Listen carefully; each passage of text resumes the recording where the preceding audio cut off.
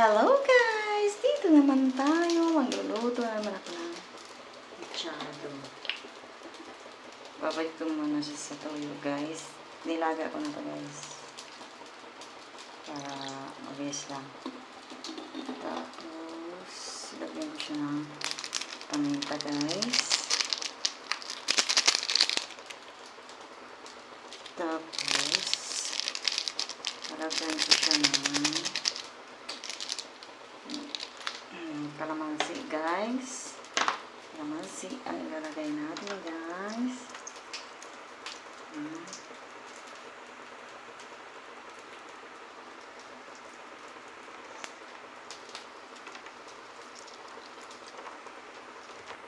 Mechado to guys.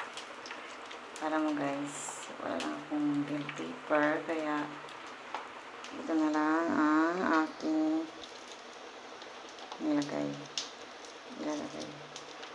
Wala rin akong basta maraming kulang guys, pero lalasa pa rin yun guys kahit ano, wala.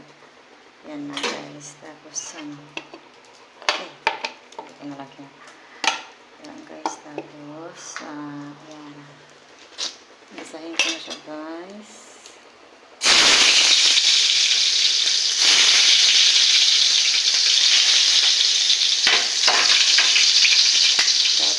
Guys, ito naman.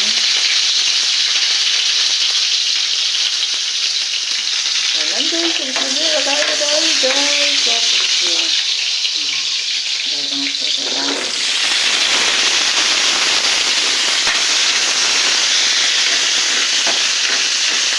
Ayan, masarap na yan guys.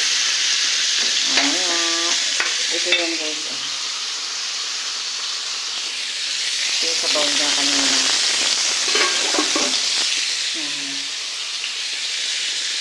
Walang guys, tapos nalagyan mo siya ng nalagyan ko na yung sili dito guys. Yan lang guys. Tapos yan.